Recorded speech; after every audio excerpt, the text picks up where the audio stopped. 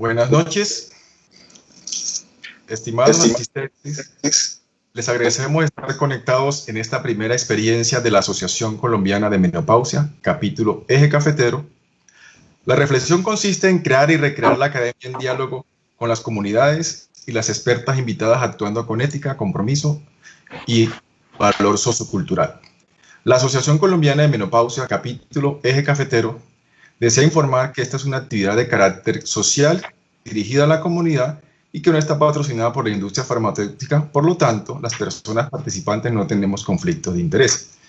Adicionalmente, le queremos agradecer a la Asociación Colombiana de Salud Sexual, ACCES, por habernos dado su confianza avalando este conversatorio dirigido a la comunidad, especial a la mujer mayor. Gracias a nuestras invitadas por apoyarnos en este interesante tema, sexualidad en la menopausia, conversando con las expertas, así como a la comunidad participante que se conecta vía web. Gracias por creer en nosotros y creer en nuestra misión, que es incentivar la educación y orientación sexual con énfasis en la mujer mayor. Está establecido que la mujer en la menopausia y en el climaterio generan en el organismo de la mujer una serie de cambios, y estos pueden afectar de alguna forma su vida sexual. Por eso es necesario ser conscientes que se puede y se debe disfrutar de la sexualidad a cualquier edad. Por lo tanto, el climaterio y la menopausia en general no son la excepción. Se ha visto que esta etapa de la mujer se caracteriza porque la libera del peso emocional de un eventual embarazo no planeado. Por lo tanto, el escalón que se asciende con la llegada de la menopausia debe ser un tiempo para redescubrir sola o en conjunto con la pareja nuevas formas de disfrutar la vida sexual a plenitud. La invitación es a superar las actitudes y sentimientos negativos que afloran y se intensifican cuando llega la menopausia o el climaterio en todo su recorrido. Sin más preámbulos, les doy la bienvenida a nuestras invitadas, la doctora Marta Inés Pérez Santiesteban, la doctora Adriana Patricia Camero Lascano, la doctora María de la Paz Serpa Fonegra, la doctora María Andrea Rincón. Bienvenidas, buenas noches. Buenas noches, Franklin. Buenas noches. Buenas noches, Franklin. Buenas noches a todas. Buenas noches, Franklin. Bienvenidas y gracias por su apoyo. Voy a presentarlas una por una, haciéndole un recorrido a la comunidad participante acerca de su currículum para que las conozcan, por qué se denomina conversatorio con las expertas. Por favor, Carlos, pantalla.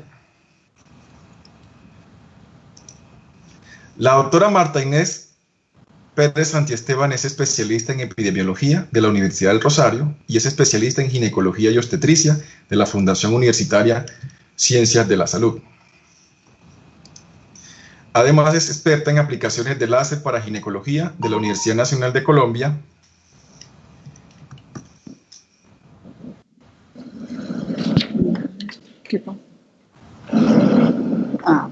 Y es especialista en ginecología urológica de la Universidad Nacional. Además, es sexóloga clínica de la Fundación Universitaria Ciencias de la Salud y es ecografista en ecografía obstétrica y ginecológica de la Fundación Universitaria Ciencias de la Salud. Es vocal de la Asociación Colombiana de Menopausia, capítulo Bogotá, y miembro activo de la Federación Colombiana de Sociedad de Obstetricia y Ginecología, de la Asociación Colombiana de Menopausia, de la Asociación Colombiana de Salud Sexual y de la Asociación Colombiana de Ginecología Urológica. La doctora Adriana Patricia Camero Lascano es especialista en ginecología obstetricia de la Universidad Militar Nueva Granada, especialista en gerencia en instituciones de salud de la Universidad Tadeo Lozano, especialista en responsabilidad civil médica de la Pontificia Universidad Javeriana y especialista en gerencia en enfermedades de alto costo de la Universidad de La Sabana. Además, es experta en osteoporosis de la Asociación Colombiana de Osteoporosis, es densitometrista clínico de la Asociación Colombiana de Menopausia y de la Pontificia Universidad Javeriana, presidente de la Asociación Colombiana de Menopausia y presidente del capítulo Asociación Colombiana de Menopausia, Bogotá, y coronel retirado de la Policía Nacional. La doctora María Andrea Rincón Araque es psicóloga con maestría en sexología clínica y un PhD en laureado en Ciencias Humanas y Sociales de la Universidad de Almería en España, docente, conferencista nacional e internacional e investigadora con 12 años de experiencia en abordaje psicoterapéutico a nivel individual, de pareja y familiar. En la actualidad es la subdirectora nacional del campo de Psicología de la Sexualidad, así como representante del campo de Psicología de la Sexualidad del capítulo de Bogotá y Cundinamarca. La doctora María de la Paz Serpa Fonegra es médico cirujano de la Universidad Rosario, diplomada en Sexología Clínica de la Fundación Ciencias de la Salud y es miembro fundador de Access. Mis agradecimientos sinceros por la oportunidad de estar aquí con nosotros, ayudándonos a llevar a la comunidad este interesante tema sobre sexualidad en la menopausia. Agradecemos a Dios la oportunidad de estar aquí con estas bellas, encantadoras e increíbles mujeres, de las cuales me puedo dar el lujo y además jactarme de decir que son mis grandes amigas. Como decía Antonio Machado, si es bueno vivir, todavía es mejor soñar y lo mejor de todo, despertar. Yo, en mi filosofía caribe, digo que bueno nacer, interesante crecer, pero mucho más grande y maravilloso es saber envejecer. Por eso la temática de hoy es sobre sexualidad en la menopausia. Buenas noches y empezamos con el conversatorio con la siguiente reflexión de Santiago Ramón y Cajal. En suma, se es verdaderamente anciano, psicológicamente y físicamente, cuando se pierde la curiosidad intelectual y cuando la torpeza de las piernas coincide con la torpeza y la premiosidad de la palabra y del pensamiento. Esperamos que eso no ocurra con la vida sexual de la mujer mayor. Iniciamos una pregunta que nos hacemos con frecuencia y que cuando la mujer tiene la oportunidad de hacerla en la consulta o indaga con su médico o cualquiera de la atención en salud que le ayuda, es sobre ¿tiene efectos la menopausia en la salud sexual de la mujer? Doctora Serpa, ilústrenos con su opinión. Yo te diría, Franklin, que la sexualidad femenina es un tema que todavía no se ha llegado a entender completamente. Las mujeres seguimos siendo un misterio, a pesar de que la ciencia avance mucho y el desarrollo de las sociedades sea inevitable. La salud sexual de la mujer se es simulada o se ve bloqueada por múltiples factores que no solamente dependen de ella, sino también de la sociedad en la que se vive y de todas las circunstancias que ella de alguna manera haya tenido que experimentar en su vida y también de las enseñanzas que haya recibido. Pero cada una de estas circunstancias, digamos, que tocan a la mujer fuera de su aspecto puramente biológico, van a tener una respuesta impredecible en cada una y de pronto en el mismo trayecto del climaterio va a tener periodos con diferentes manifestaciones. Gracias, mi querida doctora Serpa. Doctora Camero, ¿qué puede usted apoyarnos con lo que dice la doctora Serpa? Desafortunadamente sí existe una correlación, pero negativa, acerca de la aparición de la menopausia y sus efectos sobre la sexualidad. Nosotros vemos, y los estudios lo han confirmado, cómo a medida que empiezan a aumentar los años en la vida de una mujer, también se aumentan las alteraciones a nivel de la función sexual.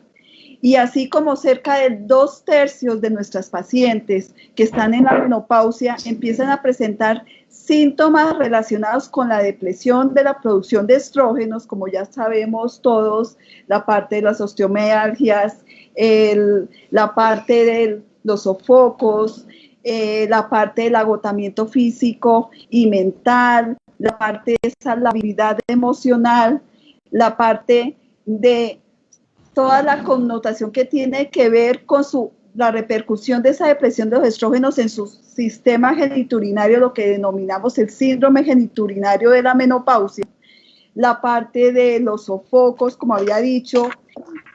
Todo esto va a influir negativamente en su sexualidad. Y hay algo que sí me quiero referir y en este momento es que lo que es el síndrome geniturinario de la menopausia tiene una relación directa con la alteración en la sexualidad. Y de todos estos síntomas que experimenta la mujer en esta etapa de la vida, el síntoma que va a ir progresando en forma negativa y afectando cada vez la calidad de vida más de la mujer, si no hacemos algo, es el síndrome geniturinario de la menopausia, y por eso también es que aumenta la parte de los problemas a nivel de la función sexual. Gracias, mi querida doctora. Doctora Pérez, ¿con qué nos puede apoyar al respecto con la misma inquietud? Bueno, la menopausia sin lugar a dudas es una etapa evolutiva que experimentamos absolutamente todas las mujeres y en cierta forma tiene que ver con ese envejecimiento. Llegamos a cierta etapa de la vida donde ya no tenemos más Estrógenos, ¿qué implica esto? Que haya disminución en el deseo sexual en casi prácticamente la mitad de las mujeres, falta o disminución de la lubricación, dolor con las relaciones sexuales, y este es uno de los síntomas que más afecta, que más genera angustia en la mujer que ingresa a la menopausia. Sin embargo, no solamente es la falta de estrógenos lo que nos afecta en la menopausia. No solamente estos cambios fisiológicos que tenemos que afrontar en el cuerpo, sino también los problemas psicológicos, y lo que más se ve especialmente en la etapa de la transición a la menopausia son los síntomas de depresión, y implica muchísimo la falta de conocimiento sexual, lo cual de alguna manera ese desconocimiento lo podemos abordar los ginecólogos y los terapeutas sexuales, y de esta manera más adelante lo hablaremos, cómo disminuye, cómo mejora ese afrontamiento de la sexualidad en la menopausia. Pero yo diría que no solamente eso es la falta de estrógenos, sino es también esos cambios psicológicos y de conocimiento que tenemos las mujeres afrontando esta etapa. Doctora Rincón, desde el punto de vista mental, este componente que usted nos da un poco de salud mental al respecto. Gracias por apoyarnos. Bueno, gracias, Franklin. Bueno, como acaba de decir mi colega, sí, realmente pues hay unos efectos, lamentablemente, los efectos negativos que se generan en la menopausia en la mujer se han estado presentando pues por estas creencias y estos mitos que han estado alrededor del envejecimiento. ¿Qué pasa? Que independientemente que yo no tenga la edad, ¿sí? Yo no tenga una edad para hablar para presentar la menopausia, desde antes de empezamos, las mujeres empezamos a presentar temores, empezamos a presentar miedos, porque tan solo el hecho de pensar que voy a llegar a esta etapa y que empezamos a sentir que este momento es terrorífico, y este momento es prácticamente hasta es un momento, las mujeres lo ven victimización, porque prácticamente es como si nos quedáramos en el limbo. Entonces, desde antes de llegar a la menopausia, ¿sí? Empezamos a presentar estos temores y empezamos a tenerle miedo, y muchas mujeres decimos, no quiero llegar a esta etapa, yo no quiero llegar a este momento. Entonces, ¿qué pasa? Las mujeres que llegan, ya hay obviamente, ya hay unas creencias, ya hay unos síntomas, ¿sí? Y hay unos síntomas marcados, hay unos temores, hay unos temores de desolación, y más si empiezan a haber unos factores de riesgo, como si estoy solo, si estoy sola, si no tengo pareja, si estoy viviendo una situación bastante particular a nivel familiar. Pues todo esto me cae como si en ese momento me quedara sin piso. Entonces, hay unos efectos también, de estos efectos son efectos negativos, pero también hay unos efectos positivos, ¿sí? Con la menopausia, porque tampoco podemos decir que todo es malo.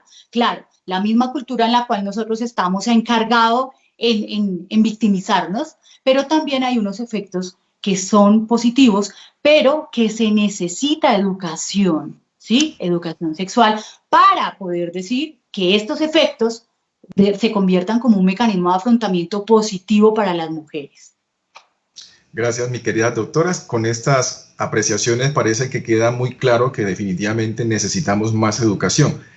Parte de la segunda pregunta está enlazada con lo que han dicho. ¿Cómo saber o predecir que la menopausia le traerá trastornos sexuales a una mujer? Doctora Pérez, ¿cómo nos ilustra con eso?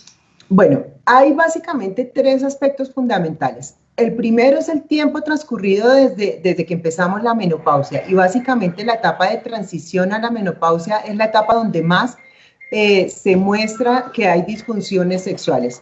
Se muestra que hay disfunciones sexuales porque es cuando afrontamos toda esta serie de temores y de cambios físicos, donde empezamos a ver por primera vez que ya no lubricamos bien, donde empezamos a tener toda esa serie de efectos que hemos hablado en la pregunta anterior. Entonces, eso es muy importante. La segunda manera, lo segundo predictivo es qué tan intenso está el síndrome genitourinario de la menopausia. Esa atrofia genital es de lo que más genera estrés en una mujer que enfrenta la menopausia.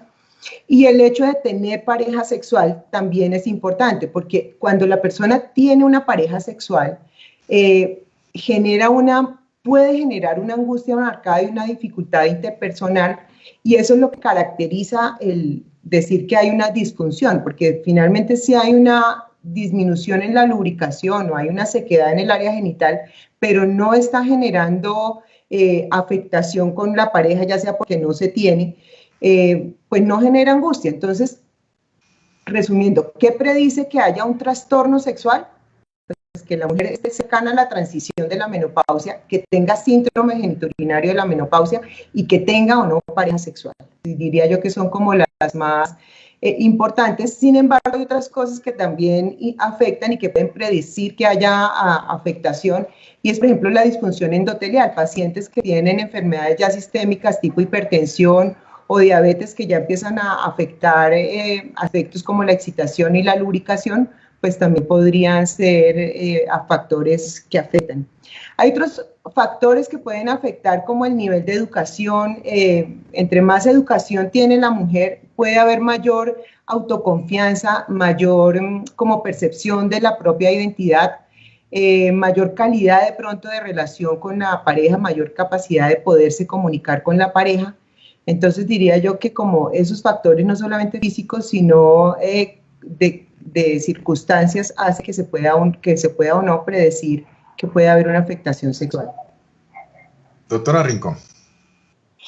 Bueno, pues estoy de acuerdo con lo que está mencionando, porque sí hay hay unas características particulares que pueden predecir, pero también, por ejemplo, si las mujeres han tenido algunas problemáticas también a nivel de la salud mental, ¿sí? Entonces hay un factor de riesgo, ¿sí? Mucho más, esto sería un factor de riesgo que lo que hace es incrementar, ¿sí?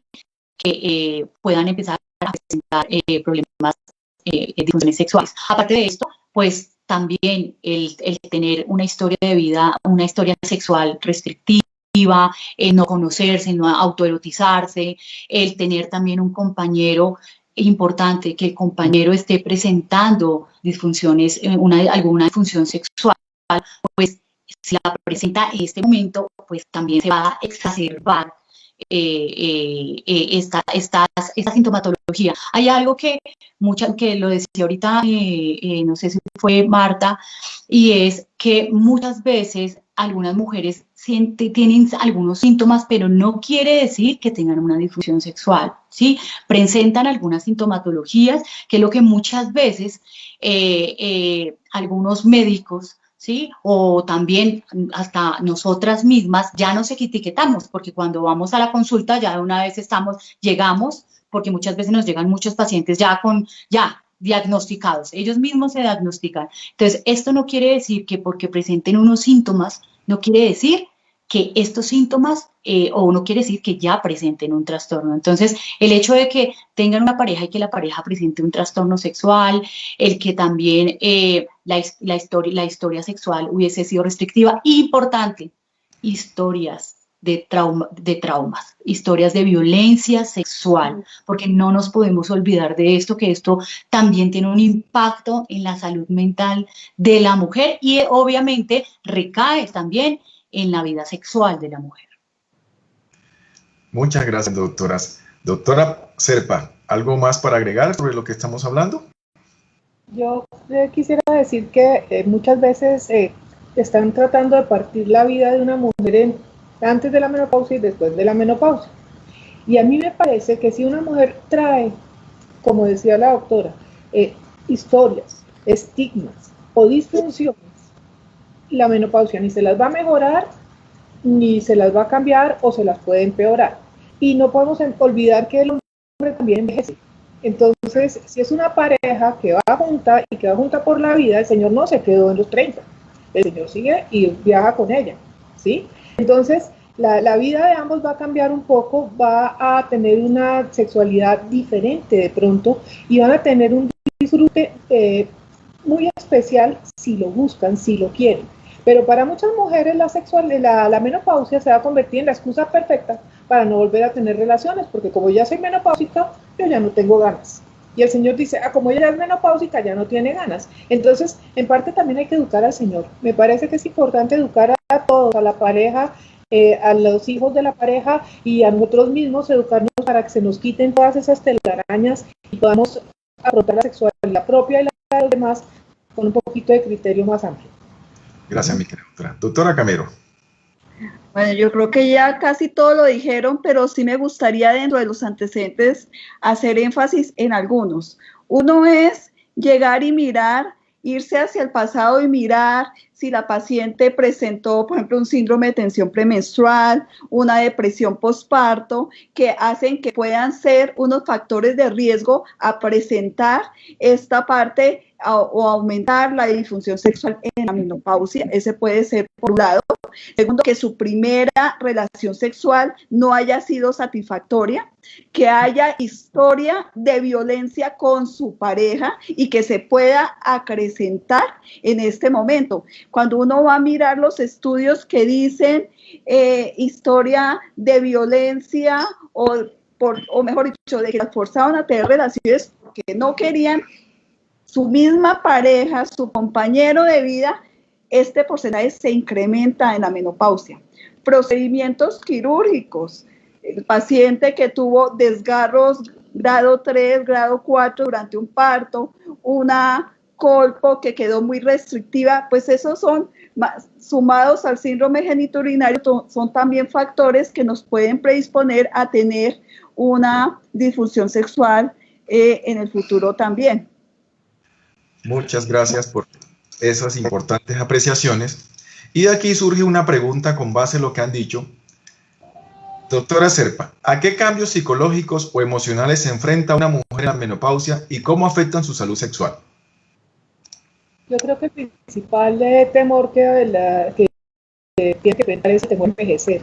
O sea, el cambio que va a haber en su cuerpo, el cambio que va a haber en su entorno, que su familia va a cambiar, tiene que adaptarse a que ya, por ejemplo, entra en la edad de jubilación y tenía la vida más o menos estable con un sueldo que le permitía vivir de cierta manera, y eso también se va a quitar. Entonces, crea una serie de ansiedades y de preocupaciones que si la persona tiene tendencias a la depresión, pues pueden, digamos, abrirle la puerta, pero si no, va a generarle muchos motivos de ansiedad, y es uno de los principales efectos que yo le veo a las mujeres cuando llegan a la menopausia. Se sienten inseguras, es un cambio de vida muy drástico y la sociedad misma se encarga de tratarlas o de tildarlas de vieja menopáusica, o sea, igual que mujer inservible o mujer que ya no tiene atractivo porque solo las jóvenes son atractivas, y empiezan a encasillarnos en unos cubitos donde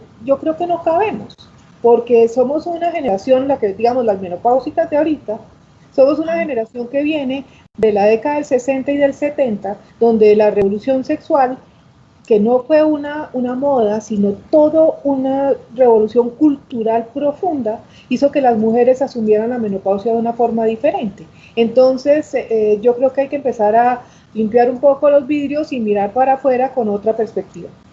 Gracias, mi querida doctora. Doctora Rincón, ¿cuál es su opinión? Bueno, yo quiero agregar, porque pues ya mi compañera acabó de mencionarlo, pero acá también hay algo, es el tema de uno de los efectos psicológicos también es el ningunear también nuestro propio cuerpo, nuestro propio placer, ¿sí? Si hay, y lo que tú ahorita estabas mencionando, hay una victimización constante con las mujeres y en especial en esa época de la menopausia, pero el ningunear nuestro placer, porque es como si lo reducimos, ¿sí? Reducimos. Otro efecto psicológico también está relacionado con que muchas veces dicen, no, bueno, ya los hijos se van de la casa, está el efecto del nido vacío, entonces la mujer se queda sola con su pareja, pero de un momento a otro llegan los hijos a invadir. Entonces piensan que en este momento, y no es porque estemos hablando de la época de la cuarentena, que estamos en pandemia, ni nada por el estilo, pero llega un momento en donde cuando yo ya me siento liberada, pues ya de un momento a otro pierdo mi privacidad, pierdo pierdo mi libertad. Entonces hay una invasión, ¿sí? Aparte de la invasión personal, también los amigos, los hijos empiezan a involucrarse y a tomar decisiones en la vida de la mujer. Y prácticamente la mujer, ahí también hay una construcción negativa de sí mismo, que es lo que muchos psicólogos le decimos, el autoestima está reducida, pero también es porque no ponemos límites. Yo siempre pienso que uno de los objetivos principales que tenemos que hacer no son solamente las mujeres, sino los seres humanos, es poner límites en las relaciones con los demás. Sí, necesitamos la interacción con nuestros hijos, con nuestras parejas, con nuestros hermanos, pero también los límites que son necesarios. Otro también es también la falta de estímulos inapropiados, ¿sí? De la pareja, porque lo que ahorita mencionaba, puede hacer que mi pareja ya como las dos personas envejecen, entonces mi pareja también envejece y ya no siente deseo. Entonces yo digo, no, pues si ya no siente deseo es porque yo tampoco ya no le atraigo. Entonces eso también es un factor decisivo en la historia sexual, en la respuesta sexual de la mujer. Gracias. Doctora Camero, ¿con qué manos apoyas? Interesante conversación con estas bellas mujeres. Bueno, yo creo que esta es una época de cambios y que también van a afectar la parte psicológica, como por ejemplo la parte de se pensiona la mujer, se pensiona la pareja y hay reencuentro de ellos como pareja, ¿sí? Y entonces y si se han ido los hijos, tenemos el síndrome del nido vacío, pero es el reencuentro de ellos como pareja y no hemos hablado de que si ellos cómo están funcionando como pareja, porque no es lo mismo, y esto es lo que estamos viendo ahorita en la cuarentena, que estar todo el tiempo con ellos después de que nomás se veían llegar por la noche y los fines de semana, ¿sí? Y por la noche es llegar y cansados de trabajar, a estar compartiendo todo el día. Y si ha habido historia de infidelidades, de que no se han subsanado esa parte de la relación de pareja, va a haber mayores problemas. Y más que van a estar solos. Y si no hay un diálogo entre la pareja, va a influir también negativamente. Muchas gracias. Doctora Pérez, ¿quiere agregar algo más? Bueno, sí, en la medida que nuestros cuerpos envejecen, pues definitivamente hay unos cambios y a veces son unos cambios dramáticos con aumento de peso o algunas cosas así que pueden afectar negativamente la imagen corporal. Y afectar la imagen corporal eventualmente puede afectar la satisfacción con nuestros propios cuerpos, entonces eso puede generar también un estrés psicológico adicional. Y muy importante lo que han mencionado, pero quisiera como recalcarlo más, el tema de la comunicación con la pareja, porque muchas veces se sienten cosas, se sienten dificultades y no es posible hablar con la pareja. Entonces es como una invitación también a mejorar los temas de comunicación, porque afrontar los problemas entre dos es mucho más sencillo y práctico que afrontarlo individualmente. Muchas gracias por ilustrarnos. Y eso me hace recordar la frase de una de mis favoritas, que dice que no deseo que las mujeres tengan poder sobre los hombres, sino sobre sí mismas. Y qué bueno que también lo tengan sobre su propia sexualidad, principalmente sobre su salud sexual. Mi querida doctora Serpa, ¿es inevitable que una mujer durante la menopausia presente trastornos sexuales? Sí, es inevitable, Morcho, no es inevitable. O sea, yo pienso una cosa, Franklin, que si yo traigo un problema de toda la vida, pues ese problema va a permanecer conmigo siempre, a no ser que busque ayuda para superarlo. Muchas mujeres no se dan cuenta que tienen un problema sexual, creen que son así nacieron, yo no siento nada, ¿sí? Pero sí tienen la fortuna de preguntarle a alguien que las pueda guiar y darse cuenta de que sí sienten algo, y de que si hay alguna posibilidad de ayudarles a que se liberen de sus angustias y de sus temores sexuales, pues no van a tener problemas. Seguramente cuando estén en la menopausia no van a tener ninguna circunstancia que las limite o que las ponga mal. Hay mujeres que van a utilizar su menopausia para evitar la vida coital con su compañero porque simplemente les aburre o les produce fastidio o nunca les gustó. Entonces, me libero, listo, ya se fue. Y pues sí, habrá muchas que pasen buenísimo y que sigan bien. Hay mujeres que dicen que incluso sus orgasmos han sido más satisfactorios desde que son menopáusicas. Hay otras mujeres que por no tener temor a quedar esperando un bebé, pues se liberan y pueden sentir mucho más placer y más van a gozarse más la relación. O también ya digamos, la experiencia de vida que tienen, o ya ser tan veteranas en muchos campos les permite también explorar un poquito su sexualidad y de pronto se pueden llevar una buena sorpresa. Muchas gracias. Creo que tengan que van a ser disfuncionales. Perfecto, muchas gracias. Doctora Pérez, ¿qué más puede agregar al respecto? Bueno, yo también estoy de acuerdo con María de la Paz que la sexualidad en los años previos influye muchísimo en la nueva etapa de la menopausia. Y es inevitable que la mujer tenga los cambios, pues claro, hay unos cambios físicos que no se pueden aplazar ni evitar, pero sí es cierto que así no se puedan evitar, sí se pueden prevenir los efectos negativos. Ejemplo, si la persona tiende a ser depresiva, pues empecemos a hablar de eso antes, hablar de cómo nos sentimos, si es necesario buscar terapia, pues buscarla.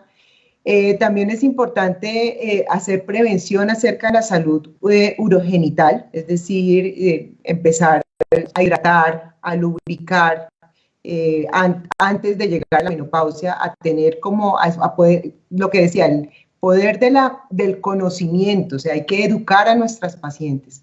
También es importante hacer una consejería muy importante tanto en nutrición como en ejercicio físico. No es lo mismo el rendimiento sexual de una persona que es absolutamente sedentaria a una persona que hace por lo menos su media hora de ejercicio al día, que cumple sus buenos hábitos de nutrición, etcétera.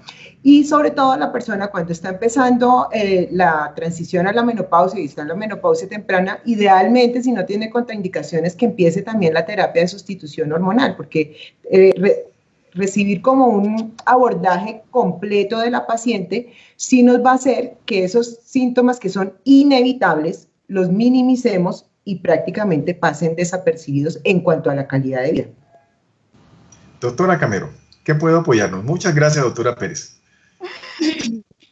Creo que hemos hablado mucho, pero quiero hacer mucho énfasis en la parte de educación. Y es este tipo de estrategias el que va a llevar, como el de hacer estos conversatorios, como el que las sociedades científicas tengan blogs que den la información real, objetiva, de una forma clara a nuestras pacientes, que las pacientes tomemos conciencia, las mujeres tomemos conciencia acerca de estos cambios y que en el momento que empecemos a experimentarlos, consultemos. No es ir a la consulta cuando ya llevo 1 o 2 años que no me llega la regla, sino cuando empecé con los desarreglos o empecé con las oleadas de calor o unos años antes, empezando el climaterio. La idea es ir antes para que ese papel de medicina preventiva que hacemos para todas las enfermedades cardiovasculares también se aplique a nivel de la vida sexual. Como dice la doctora Marta, llegar y evitar esa atrofia genital,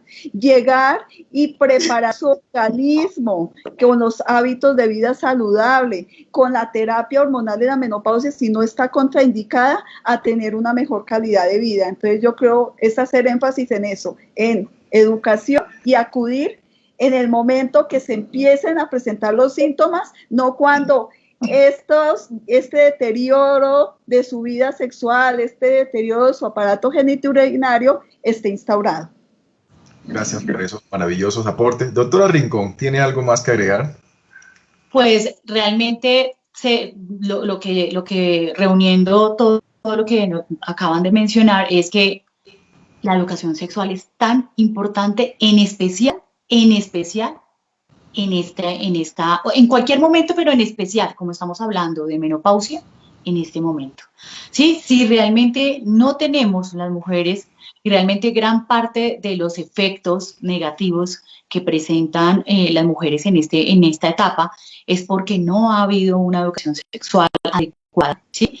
Y también porque no hay una vida sexual activa, ¿sí?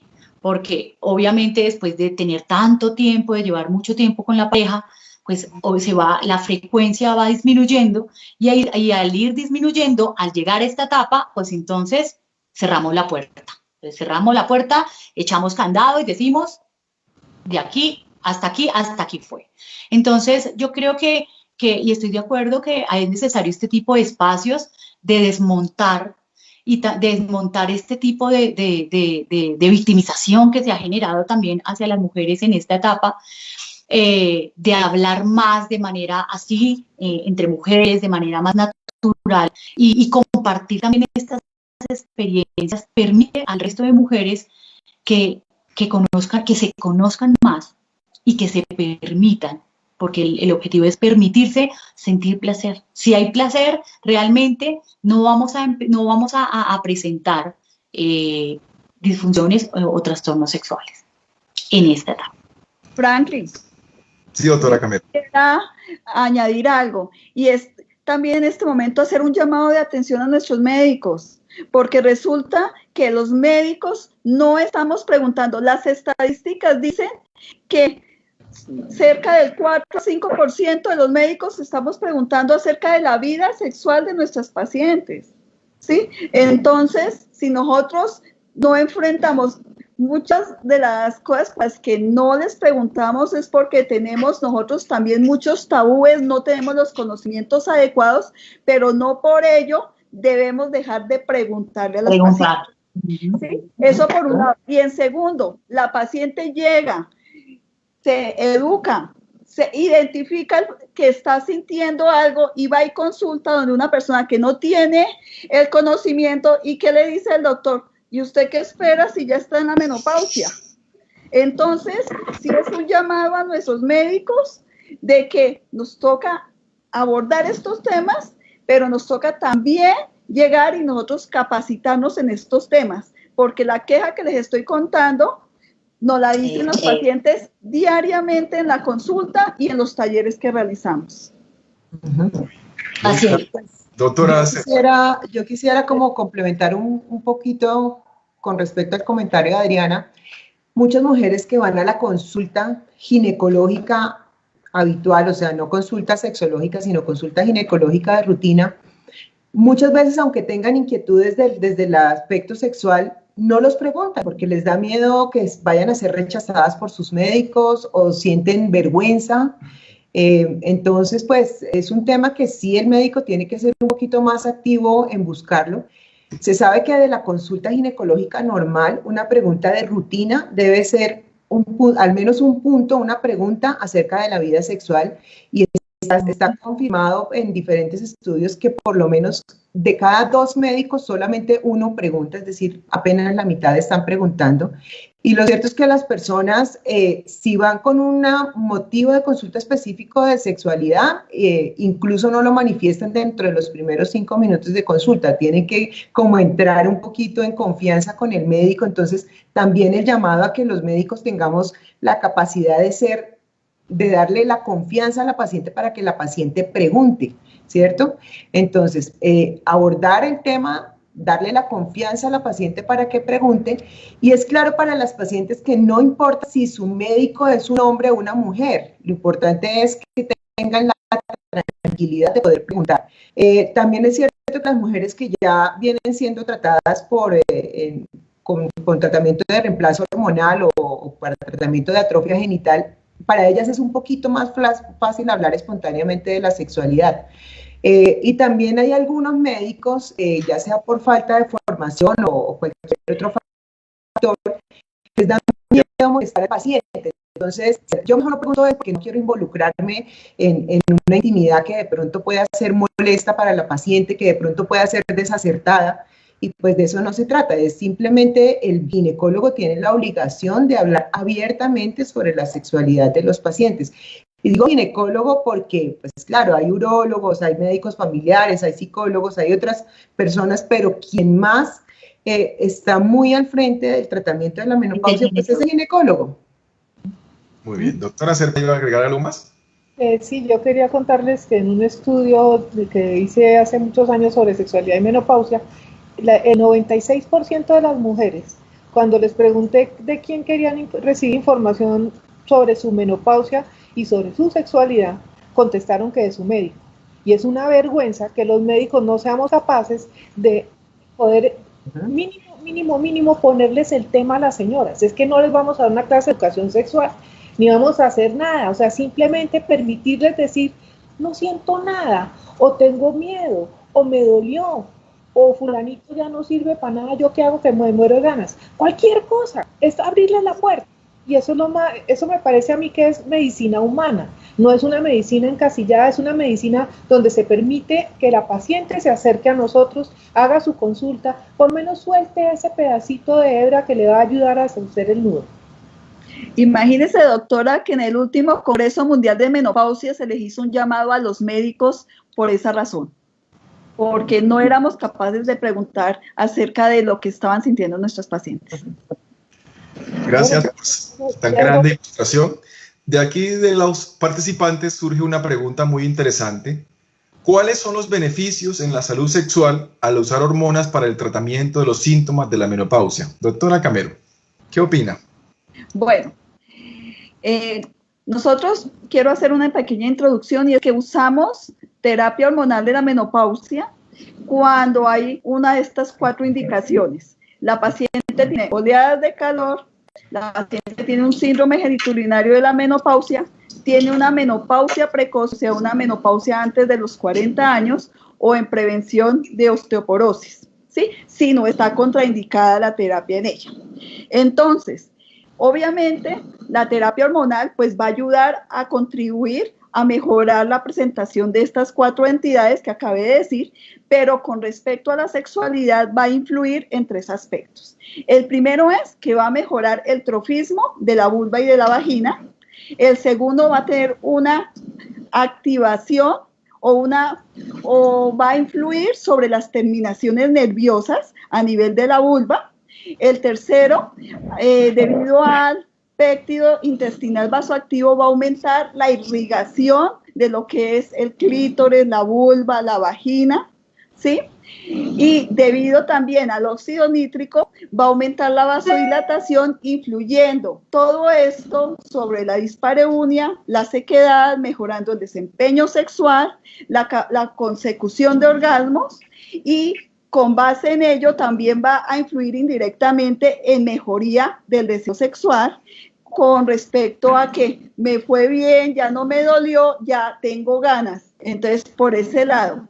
Y otra de los aspectos que podemos considerar dentro de la terapia hormonal es el uso de la tibolona, que sabemos que es un esteroide sintético que tiene 3 metabolitos, que uno se comporta como un estrógeno, el otro como una progesterona y el otro como un andrógeno, y que va a trabajar sobre el deseo, sobre el orgasmo, va a aumentar la testosterona libre, y entonces al aumentar la testosterona libre también me va a mejorar la producción de pensamientos eróticos, de fantasías sexuales, y además como actúa también como estrógeno, entonces me va a aumentar el flujo sanguíneo, me va a mejorar la sequedad vaginal, y entonces también me va a influir en ese sentido de forma indirecta también sobre la dispareunia. Entonces la terapia hormonal más o menos en eso impactaría. Muchas gracias, doctora. Gracias, doctora Pérez, ¿podría ilustrarnos al respecto? ¿Algo más? Sí, yo pienso, bueno, la terapia de sustitución hormonal claramente tiene sus indicaciones en el tratamiento de los síntomas vasomotores y en la prevención de la osteoporosis y bueno, pero definitivamente, indirectamente, por todas las cosas que explicó la doctora Camero, sí es importante para la terapia, para la sexualidad en la menopausia. Es claro que por sí sola ella no aumenta el deseo sexual, es claro que no aumenta esos factores sexuales, pero sí de manera indirecta al mejorar la calidad de vida. O sea, la paciente que recibe la terapia de sustitución hormonal mejora su calidad de vida y por ende mejora su sexualidad. Muchas gracias, doctora Pérez. Doctora Serpa, ¿algo más para informarnos? Hay mujeres que no quieren tomar la terapia de reemplazo hormonal porque es tanta la publicidad negativa que ha recibido que a veces es muy difícil convencerlas de que lo mejor que le puede suceder es lo que le está faltando, agregarlo con un químico, que es lo que dicen, no, es que me está dando un químico y me va a matar y me va a salir un no sé qué y me va a dar cáncer, una cantidad de cosas. Y lo que a veces, antes de ir al ginecólogo, yo les formulo el consultorio son unas cremas de estrógenos para que por lo menos sepan cómo se siente bien, sentir distinto, y vayan donde su ginecólogo y reciban ya el tratamiento con otra cara. Pero en eso sí, las fake news nos tienen fregados porque la gente le hace muy mala propaganda y las mujeres comen mala propaganda en vez de beneficio. La satanización de la terapia de reemplazo hormonal es parte de lo que tenemos que resolver. Doctora Rincón, ¿nos podría ayudar al respecto con algo más? Claro que sí. Estoy de acuerdo con lo que mencionaba la doctora Pérez, es que la terapia hormonal por sí sola no funciona, ¿no? Porque acá, o sea, pues no es mágica, ¿sí? Porque, ¿qué pasa? Si yo estoy teniendo, si la paciente está presentando problemas de pareja, realmente llega a la consulta, pero llega a la consulta por una presión de la pareja, por una presión de mejorar, de tener una respuesta, donde hay conflictos de manera constante, donde hay desigualdad de género, donde todo el tiempo la mujer es ninguneada, es maltratada, donde hay violencia y violencia física y una violencia psicológica y una violencia sexual, realmente la terapia hormonal no va a funcionar, ¿sí? ¿Por qué? Porque para eso yo necesito, ¿sí? Como persona, como mujer, pues sentirme realmente, sentir un bienestar. La paciente debe tener un bienestar en todos sus aspectos, en todas sus áreas. Si hay una área que no esté funcionando adecuadamente, pues no va a tener el efecto. Sí, hay un cambio porque mejora la calidad de vida, la terapia hormonal, pero si una área está desajustada, realmente no se va a poder lograr el objetivo. Entonces, es necesario también evaluar como médicos, como ginecólogos, como psicólogos, como sexólogos, ¿sí? ¿Cómo se va a realizar este tratamiento para que pueda tener un tratamiento, pueda tener un resultado exitoso, ¿sí? Y es necesario que todas estas áreas estén en un buen funcionamiento. Perfecto, muchas gracias por esa ilustración. Y tenemos una pregunta basada, haciendo un anexo o aquí una coyuntura con la anterior. ¿Existen fármacos aprobados para el tratamiento de los trastornos sexuales en la mujer mayor? Doctora Pérez, ¿qué opina? Bueno, hay diferentes fármacos que sí pues, tienen alguna relevancia en este tema. Por ejemplo, la testosterona, que ayuda a mejorar el deseo sexual y la función sexual en algunas mujeres menopáusicas, especialmente en pacientes que han sido tratadas con oforectomía bilateral por cualquier causa, entonces tienen una disminución abrupta de la producción de andrógenos que marcan claramente la disminución del deseo sexual. La testosterona se debe aplicar como mínimo entre 4 y 16 semanas, pero también se recomienda que ese tratamiento no dure más allá de 6 meses. Lo recomendable, pero no está en Colombia, son unos parches de 300 microgramos. Entonces, ¿cómo lo podemos equiparar para Colombia? Hay un gel que se llama el Androgel, que viene al 1%, más o menos entre un tercio y medio sachet. Se puede hacer una aplicación para mejorar los niveles de testosterona en la mujer con disminución del líbido. Obviamente teniendo en cuenta que también puede producir temas en el sistema cardiovascular, puede afectar el perfil lipídico y pues todos los riesgos y toda la evaluación completa juiciosa que hay que hacerle a la paciente antes de empezar este tipo de medicamentos. La tibolona, que Adrianita, la doctora Camero ya lo mencionó, que aumenta también el deseo sexual, es un esteroide sintético, pues definitivamente los estrógenos tópicos, que su función es básicamente disminuir el dolor con la relación sexual al mejorar la lubricación y pues disminuir la dispareunia. Hay fármacos como por ejemplo la flibanserina, es un fármaco que está mejorando el deseo sexual, pero está aprobado por la FDA y solamente se utiliza en Estados Unidos en mujeres premenopáusicas. Si bien es cierto, hay algunos estudios que se han publicado en mujeres menopáusicas, no hay nada concluyente y tampoco se consigue en Colombia, y de todos modos es un fármaco que ha tenido muchos detractores porque se deben consumir sin nada de alcohol, pueden generar hipotensión, síncope, puede afectar la concentración de algunos fármacos que el paciente requiera para algún tratamiento sistémico. Bueno, es un fármaco que tiene algún futuro, pero todavía no podemos hablar mucho de este en Colombia porque no hay manera de conseguirlo. Hay otro que se llama Lorexis, que es como una mezcla de dos antidepresivos, que es el bupropión y la trazodona, que eventualmente podrían tener alguna mejoría sobre el deseo sexual también. Está en fase de experimentación, pero parece que tiene algún tipo de efecto positivo. Entonces, no hay muchos fármacos que nos puedan ayudar en la sexualidad de la menopausia, pero recordemos que no solamente se trata de fármacos, sino de hacer un abordaje integral de todos los aspectos que implican la sexualidad. Gracias, mi querida doctora. Doctora Camero, ¿desea agregar algo más? Sí, hay algunas otras moléculas, desafortunadamente no las tenemos en nuestro medio, pero es importante mencionarlas. Por ejemplo, está una que se llama el ospemifeno, ¿sí? Que es un SERM que tiene la aprobación por la FDA, que es la agencia en Estados Unidos que aprueba lo que es medicamentos y alimentos, y que está aprobada como indicación para dispareunia, o sea, dolor durante las relaciones de una forma moderada y severa en las pacientes con atrofia vulvovaginal. Y es de una presentación que sería tabletas vía oral todos los días, y eso también ahorra, porque hay muchos pacientes que dicen es que yo no me toco los genitales o no están acostumbradas o tienen todos esos mitos. Desafortunadamente, como les digo, no están en nuestro medio.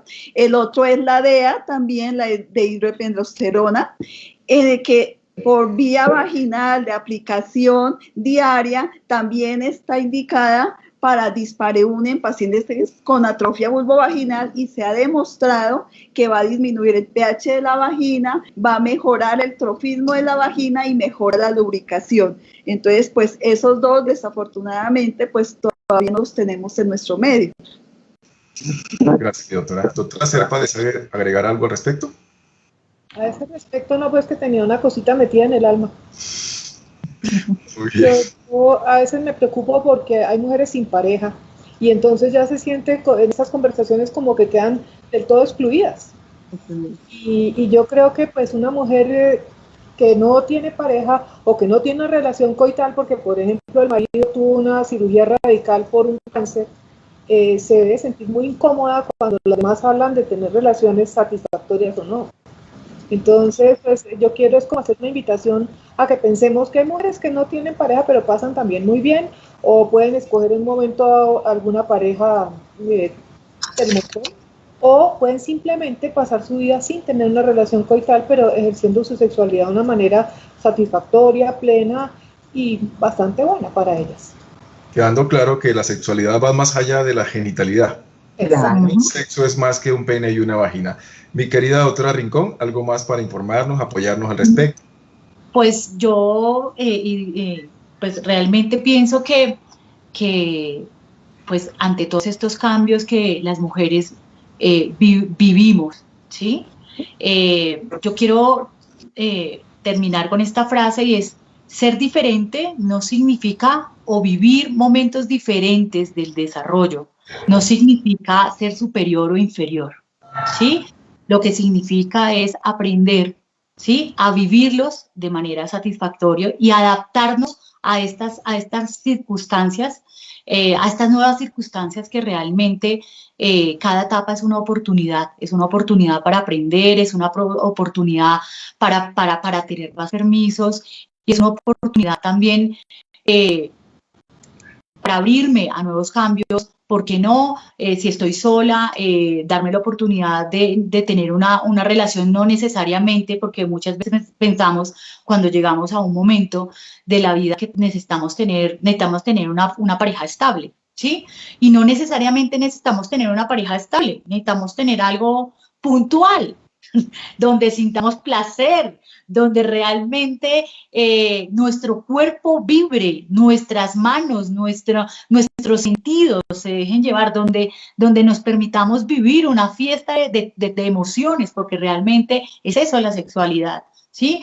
Entonces, quedo con esta frase: vivir este momento no significa ser superior o inferior, sino significa adaptarnos y verlo como una oportunidad.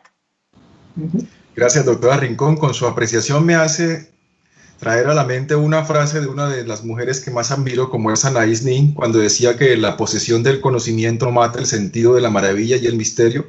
Siempre hay más misterio, es decir, que la salud sexual de la mujer mayor viene con su misterio y qué bueno que lo exploremos. Aquí surge una pregunta y entonces es, ¿cuáles son las otras formas de tratar los trastornos sexuales en la mujer en menopausia que no acepta medicamentos? Doctora Rincón, le cedo la palabra a usted. Bueno, pues gracias. Bueno, otras formas, prácticamente hicimos una introducción para llegar, y otras formas es la psicoterapia, ¿sí? Es psicoterapia, por ejemplo, para los médicos, para los urólogos también hacen consejería, pero una forma es hacer psicoterapia en donde se desmonten primero toda esta historia negativa de la mujer, donde se trabajen todas estas distorsiones cognitivas con las cuales las mujeres hemos venido trayendo desde la infancia, adolescencia, adultez, y llegamos obviamente con una barrera, ¿sí? Grandísima. Entonces, la psicoterapia nos permite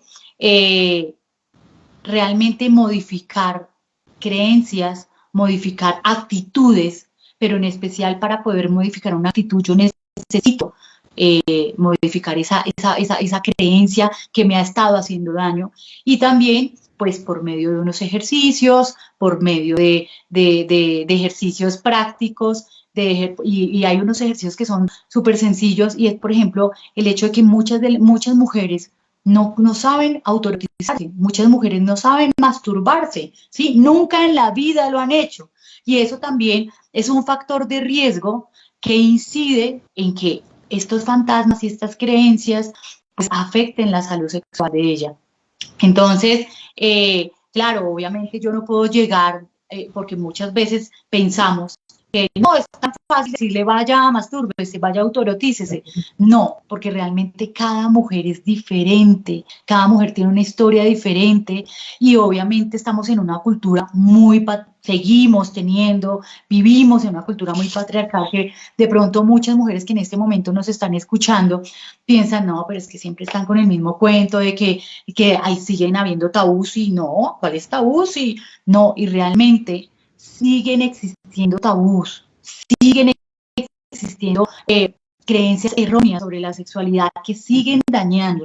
Entonces, y en especial con la masturbación. Entonces, yo no puedo llegar si llega una mujer a decirle vaya autoerotícese y vuelva, sino obviamente tengo que hacerlo por medio de aproximaciones sucesivas, poco a poco. También la religiosidad también influye, ¿sí? Dentro de esa contención, dentro de esas barreras para autoerotizarse. Entonces yo como terapeuta, yo tengo que ver, ¿sí? Qué tanto mi paciente puede ser flexible a tener permisos.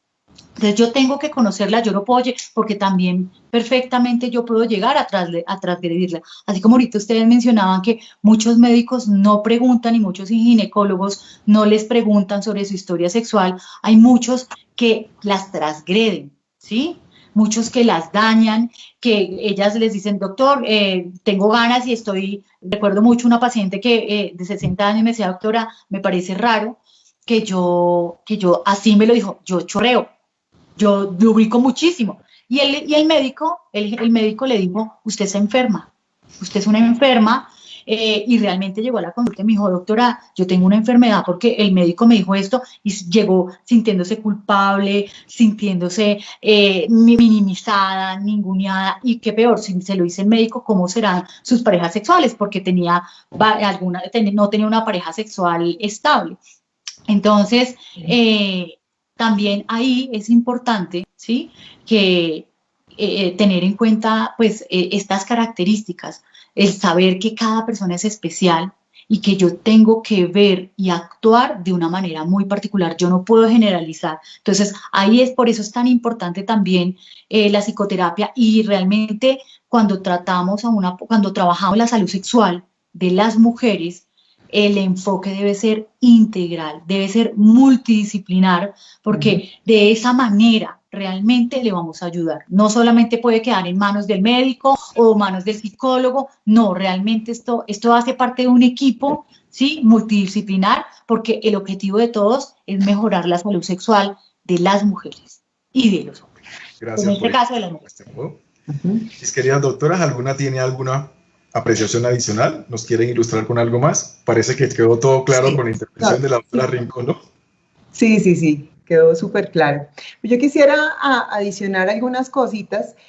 Bueno, si bien es cierto que hay mujeres que no aceptan la terapia farmacológica, hay otras que no pueden porque tienen alguna contraindicación. Es el caso de las sobrevivientes, por ejemplo, del cáncer de seno. Y estoy de acuerdo que el abordaje, como ya lo hemos expresado en intervenciones anteriores, el manejo debe ser multidisciplinario y abordado de diferentes aspectos de la sexualidad. Yo pienso que lo primero que hay que hacer y la primera estrategia sí definitivamente es la educación, el abordaje de los factores que puedan ser modificables, ¿cierto? Proporcionar a la paciente la información sobre el funcionamiento sexual normal, decirle esto es normal y esto puede ser normal o no debería ser adecuado. Entonces, educar. Enfatizar muy bien el papel de la motivación. Hay que motivar a las pacientes a que tengan, a que vivan su sexualidad, como ya lo han dicho, solas o en pareja. Es claro que no toda la mujer que está en la menopausia está acompañada, pero sí tiene sexualidad. Entonces, el tema de la estimulación adecuada.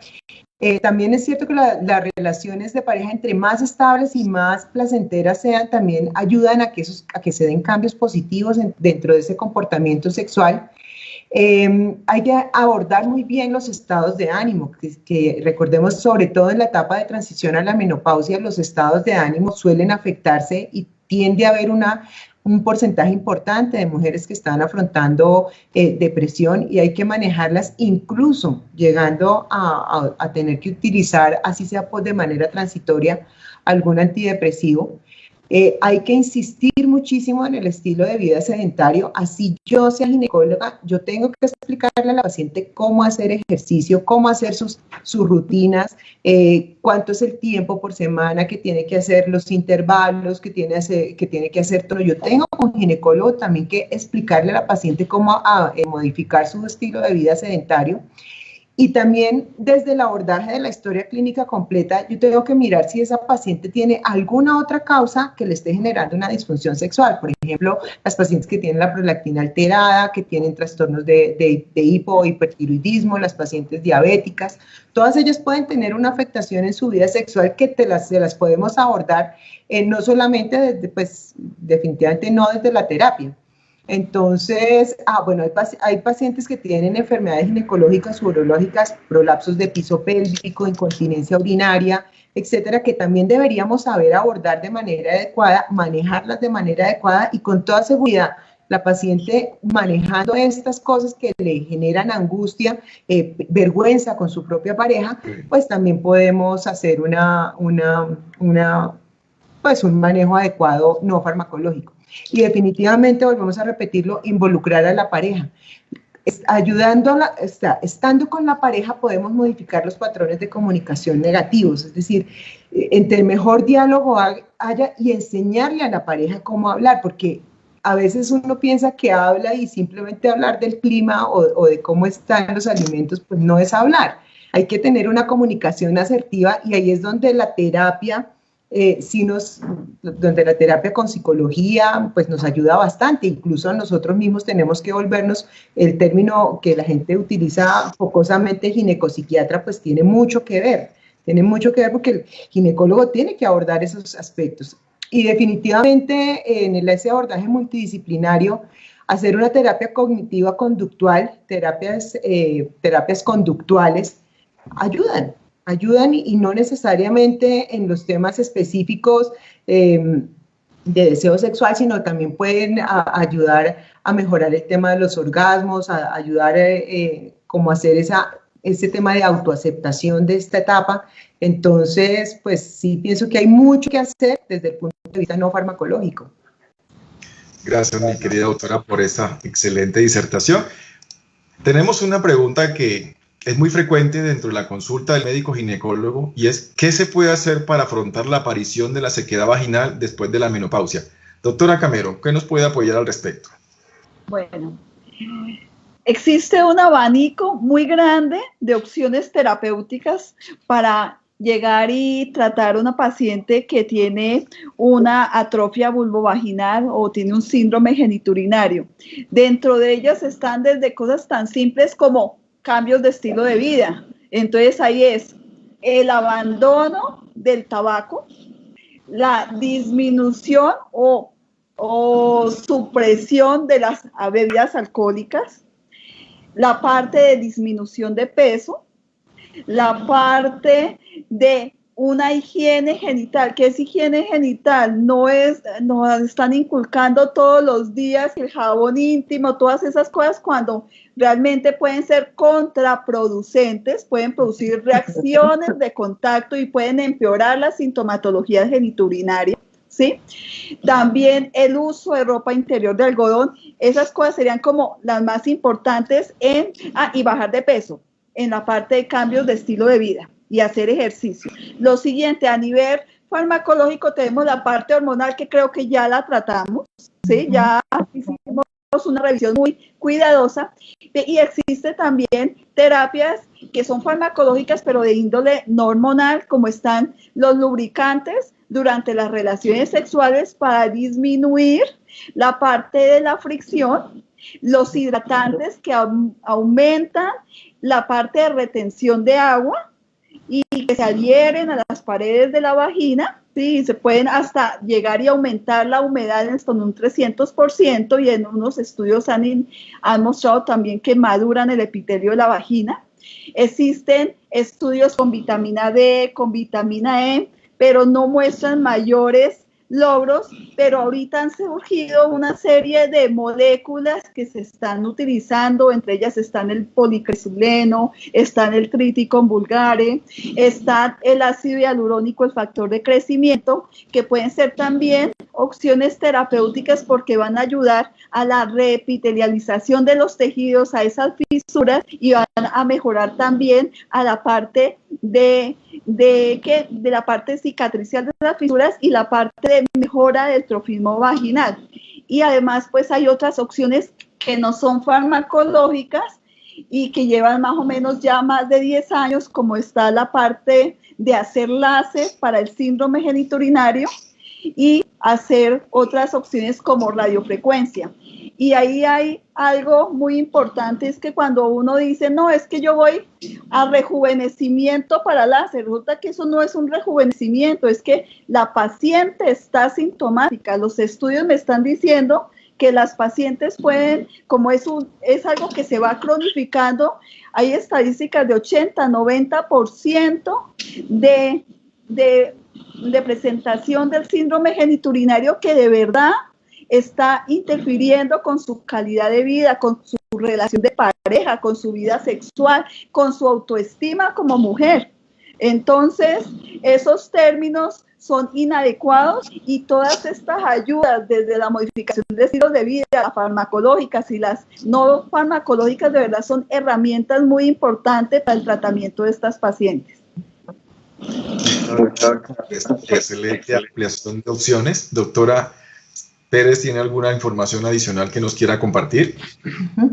Sí, con respecto a todas estas manejos que mencionó la doctora Camero, es cierto que no debería ser escalonado, sino deberían ser todas en conjunto, o sea, todas como a la vez. O sea, la paciente sí debe hidratar sus genitales, ojalá después del baño todos los días, sí debe lubricar sus genitales siempre antes de tener una relación sexual, en lo posible recibir su terapia tópica de estrógenos o cualquiera de las otras moléculas existentes.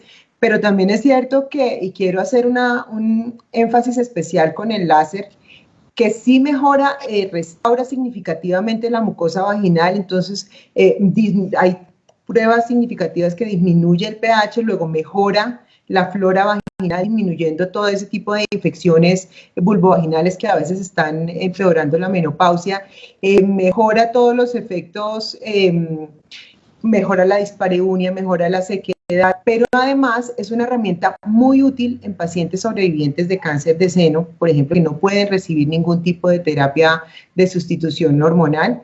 Entonces, también es útil para aquellas pacientes que se cansan un poco de tener una terapia constante cada día, aplíquese su estriol cada día.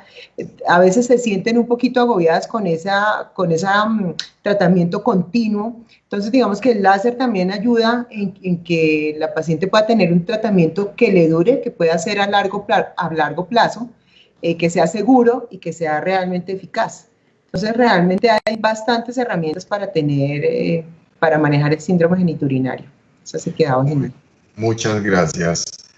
¿Alguna desea agregar algo más? Muy bien, pasamos entonces a una interesante pregunta que tiene que ver con todo lo que han mencionado sobre la educación, los hijos y la pareja. ¿Cómo se puede involucrar a la pareja en los cambios que la menopausia pueda generarle a la salud sexual? Doctora Rincón. Bueno, ¿cómo se puede involucrar?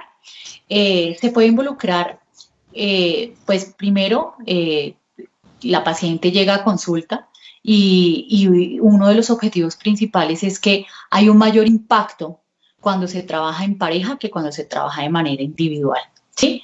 Entonces, por medio de la educación, explicándole, porque claro, a la paciente se le va a explicar todo lo que acabó de decir la doctora Pérez, el tema de hidratar, el tema también de utilizar lubricantes, pero muchas veces las parejas no lo entienden y no lo comprenden. Entonces, para poder comprender y para poder que no se presenten algunas fugas de información, pues es importante que en esas primeras consultas, ¿sí? O en esa segunda consulta, la pareja siempre esté presente para que conozca y para que también le ayude a motivar, porque no solamente quien va a tener una respuesta satisfactoria va a ser la mujer, sino también el hombre, ¿sí? O sea, va a ser algo bidireccional, ¿sí? Si yo voy a consultar, no solamente yo voy a mejorar y yo voy a tener solo un bienestar, sino es algo en pareja, las dos personas se van a beneficiar. Entonces, el beneficio realmente se va a lograr un mayor impacto cuando se invita a la pareja, cuando se incorpora a la pareja, que cuando se trabaja de manera individual. Claro, obviamente, por medio de la psicoterapia, la terapia pues, cognitivo-conductual, primero trabaja toda la parte individual, pero también es necesario trabajar también la parte en pareja, que es la terapia sistémica, ¿sí? Entonces, ahí es importante ver esos beneficios, el hablarle a la mujer de los beneficios que trae la incorporación de la pareja. Muy bien, aprovecho para agradecerle nuevamente a la Asociación Colombiana de Salud Sexual, ACCES, por apoyarnos esta iniciativa dirigida a la comunidad. Aprovecho esas expresiones tan maravillosas de comentario de la doctora Rincón para recordar a una maravillosa mujer como fue Marilyn Monroe, cuando decía que una mujer sabe por intuición o instinto lo que es mejor para ella. Y si está con su pareja es porque sabe que lo está pasando bien. ¿Cómo prevenir los efectos negativos de la menopausia en la salud sexual de la mujer mayor? Doctora Pérez, ¿qué nos ilustra al respecto? Bueno, entonces, digamos que esto resume un poco todo lo que hemos venido hablando, pues abordar a la mujer de manera integral. Más que a la mujer, abordar a la pareja de manera integral. Explorar todas las variables, no solo físicas, sino las variables psicosociales, que son fundamentales en el abordaje de la paciente menopáusica. Definitivamente, impulsar el tema del ejercicio y la adecuada nutrición, mejorar todas las condiciones médicas, evaluar con el ginecólogo, en conjunto con su ginecólogo, evaluar cuáles son las mejores opciones, tanto farmacológicas como no farmacológicas, hacer detección temprana de todos los problemas psicológicos, especialmente la depresión, involucrar a la pareja como una parte de todo. Hoy en día se está hablando incluso del término couple pause, que es como la menopausia o la andropausia, pero de pareja. Es decir, no es el ser humano el que entra en una etapa de pausia, sino es la pareja. Entonces, hacer ese abordaje como integral. Básicamente sería eso. De pronto sí quería como recomendar un poquito de la pregunta anterior, abordar mucho el tema de las relaciones de pareja, porque a veces la mala comunicación, los conflictos familiares, los factores estresantes cotidianos, los asuntos extramaritales, la falta de privacidad, hay muchas cosas que sin ser específicas de la menopausia sí es un entorno que puede afectar negativamente el desempeño sexual en esta etapa de la vida y que valdría la pena también abordarlos. Pero básicamente yo pienso que el abordaje debe ser integral para poder hacer un buen manejo. Doctora Serpa nos quiere ilustrar. Gracias, doctora Pérez. ¿Con alguna otra opinión, alguna otra cosa para mencionar? Sí, lo que decía la doctora Pérez de la pareja me parece sumamente importante porque los ignorantes en sexualidad no somos los del sexo femenino, o sea, los hombres también. La gente, hombre o mujer, carecen de alguna formación, información o educación en este campo. Entonces, yo creo que involucrar al marido o al compañero, o como quieran llamarlo, en la información que se le da a la mujer y permitirle hablar y permitirle también preguntar sobre su función eréctil, sobre su función eyaculatoria, sobre si puede o no en un momento dado la señora quedar esperando cuando ya tiene X años de no tener menstruación. Todas las cosas de él son igual de importantes. Entonces me parece bestial que los dos puedan asistir a la pareja, los dos puedan a la consulta, perdón, los dos puedan preguntar, los dos puedan resolver las dudas y los dos puedan seguir siendo pareja. Bien, gracias, doctora Serpa. Doctora Camero, ¿desea agregar algo más? Bueno, yo quiero hacer énfasis en 3 cositas. Estoy totalmente de acuerdo con todo lo que dijo Marta y la doctora María del Pilar. Y es hacer la invitación. A nosotros en ginecología nos llega, cuando están embarazadas, nos llegan frecuentemente con su pareja. En la menopausia es importantísimo que vaya acompañada. Es ojalá, porque es que no es lo mismo que yo le pueda decir a mi pareja que escucharlo del médico y que el médico le explique qué es lo que le está pasando a ella. Entonces es meterlo activamente y ojalá pudiera acompañar a su pareja. Eso por un lado. Segundo, la parte de perder el miedo a la terapia hormonal de la menopausia. Desafortunadamente tenemos mucho miedo de tomar hormonas o aplicarnos hormonas y resulta que es la terapia de elección para la depresión de los estrógenos y para el síndrome genitourinario de la menopausia, que es un factor desencadenante de muchas cosas. Entonces, perder el temor a las hormonas. De las pacientes que están en menopausia, desafortunadamente, solo el 10% de las pacientes que lo deben tomar, lo están tomando, y eso que Colombia es un país que no tiene una cifra tan disminuida como otros. Y decirle a las pacientes la importancia de la adherencia a estos tratamientos. Es importante porque es que todos estos síntomas están influyendo en nuestra calidad de vida. Entonces, si hacemos la adherencia de estos tratamientos, pues vamos a mejorar calidad de vida. Y por último sería, en el momento que empiezan a presentar estos síntomas, ¿sí?, hay que consultar para que se empiece a hacer la terapéutica que sea adecuada en el mejor momento para evitar todas esas secuelas tan grandes que nos llevan las pacientes cuando llevan 4 o 5 años de menopausia y van por un síndrome genitourinario severísimo y obviamente con una alteración en su función sexual también igual de severa, que va a ser mucho más difícil la parte de empezarles a ayudar porque ya lleva un proceso que es crónico. Entonces, llegar y actuar a tiempo. Y a nuestros médicos, no olvidar que la mujer que está al frente es una persona sexuada y que tiene derecho a ejercer su sexualidad, ¿sí? Y que como obligación nuestra y como responsabilidad que son nuestras pacientes, tenemos que educarnos nosotros también. Muchas gracias, doctora Camero. La doctora Rincón, ¿desea cerrar esta pregunta con algo más? No, pues ya realmente mis colegas ya lo han mencionado, pero acá necesitamos no solamente las mujeres, todos necesitamos educación sexual, los médicos, los psicólogos, porque también hay muchos psicólogos que no trabajan en el área de la sexualidad. Y también, por ejemplo, en el caso de cuando son remitidos en los centros de salud, en los hospitales o en las clínicas, muchos psicólogos no quieren, ¿sí?, manejar temas de sexualidad por sus prejuicios, por sus historias de vida, y también se puede cometer, ¿sí?, se puede entrar también a transgredir también a estos pacientes. Entonces yo creo que acá todos necesitamos educarnos y necesitamos hablar más, ¿sí? Porque el hablar más de manera, bajo un enfoque científico, de una manera objetiva, pues lo que va a hacer es naturalizar estas temáticas y va a mejorar la salud sexual de todos, ¿sí? No tan solo de las mujeres, sino de todos. Muchas gracias. Muchas gracias nuevamente. El tiempo es implacable y recuerdo una frase de un querido amigo y colega, el doctor Espitia, cuando menciona que una mujer mayor no es una mujer asexual. Vamos a cerrar el conversatorio con estas recomendaciones. ¿Cuáles son las recomendaciones para mejorar la salud sexual en la mujer que se encuentra en la menopausia? Doctora Serpa.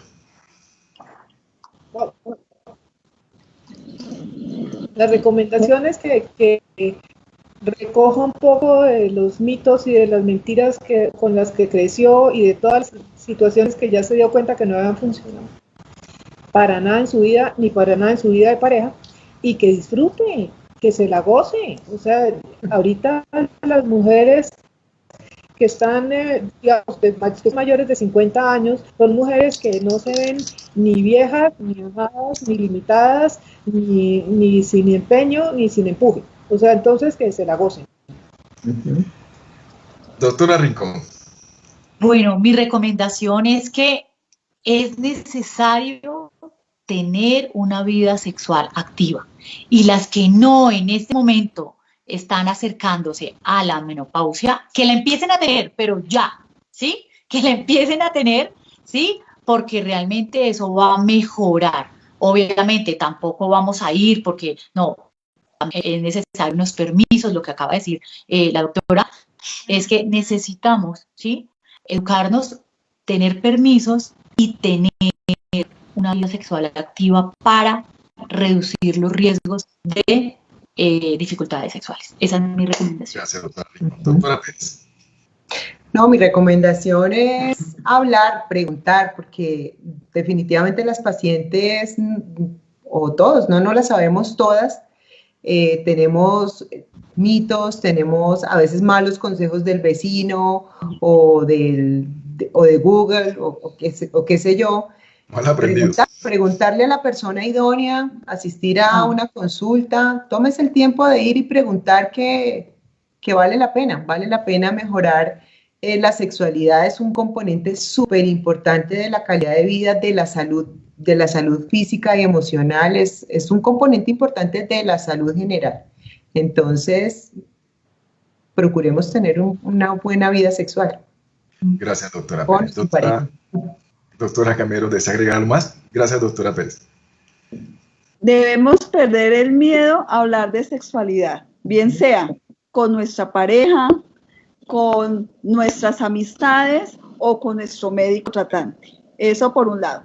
Segundo, a nuestros médicos, capacitarnos. Es obligación nuestra que cada vez nos capacitemos mejor en pro de nuestras pacientes, que son nuestra responsabilidad. Porque la menopausia es una etapa de la vida que merece la pena, con conocimiento, ser vivida y disfrutada. Muy bien, muchas gracias. Pues con esto llegamos al final. Hemos visto cómo la menopausia y el climaterio generan en el organismo de la mujer una serie de cambios. Estos cambios pueden afectar de alguna forma la vida sexual de la mujer, pero ese no es el fin. Es necesario ser conscientes que se puede y se debe disfrutar de la sexualidad a cualquier edad. Por lo tanto, la menopausia y el climaterio no son la excepción, lo acaban de mencionar ustedes, lo dejan claro. Gracias a toda la gente que nos acompañó, a las personas que participaron, que hicieron preguntas, que estuvieron atentas a todas las recomendaciones. Reconozco que pasamos un rato ameno, lo disfruté mucho, definitivamente he aprendido a través de la risa, del conocimiento que ustedes nos han aportado. Y mientras aprendimos, pues al lado de estas maravillosas mujeres que tuvieron la gentileza de ahondar sus otras actividades, por acompañarnos, por ilustrarnos con sus conocimientos, sobre todo un tema tan enigmático y que todavía sigue siendo tabú, como lo han mencionado ustedes. Nuevamente, nuestras gracias a los participantes, a los conferencistas, porque son maravillosas, hermosas e inteligentes, reitero, por este bello tema. Lo que queda claro es que tienen un gran nivel académico y no nos equivocamos cuando hablamos de conversando con las expertas. El propósito de esta actividad ha sido el enriquecimiento mutuo, porque hemos aprendido en conjunto el saber y el conocimiento en el ámbito profesional, personal, familiar, etcétera, sobre todo reforzando el núcleo de pareja. Y profesionalmente a los colegas los invitamos a que participen, que interroguen sobre salud sexual. Por eso creo que podemos decir que hemos logrado el propósito de este ejercicio a través de este conversatorio con las expertas sobre sexualidad en la menopausia. Espero que tengamos la suficiente habilidad y capacidad para continuar con el mismo desarrollo de actividades de la Asociación Colombiana de Menopausia, que viene en crecimiento continuo en la parte académica, y que ojalá, así como hoy, podamos hacer otra actividad, un tema de interés para la comunidad. La invitación no es más para el jueves, trastornos del climaterio con el doctor John Jairo Duque Osman, endocrinólogo. Y feliz noche y nuevamente hasta pronto. Gracias, hermosas doctoras. Que tengan... Gracias. Muchas